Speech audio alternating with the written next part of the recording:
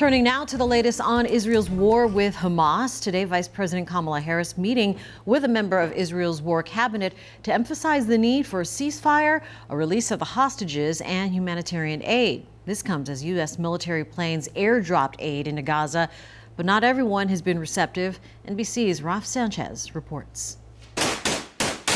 The U.S. now stepping up demands that Israel and Hamas finally agree a ceasefire deal in Gaza.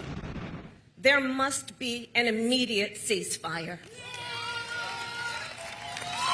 for at least the next 6 weeks, which is what is currently on the table.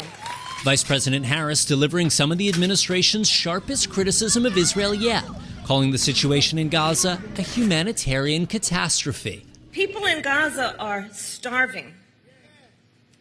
The conditions are inhumane.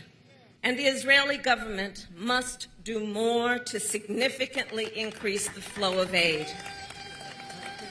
No excuses. As the U.S. pushes to get a ceasefire deal in place before the Islamic holy month of Ramadan begins this weekend. Under the proposed deal, Hamas would free 40 hostages in exchange for around 400 Palestinian prisoners.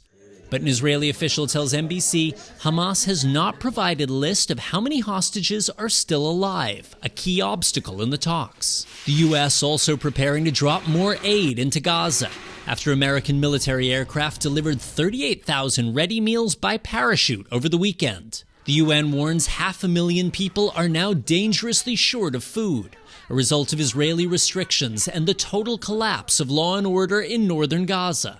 But for families like the Abu Anzas, whose home in Rafah was hit by an Israeli strike, they say they don't want aid from the U.S. because of its support for Israel's war. We want the United States to get away from us, she says. We don't want anything from them.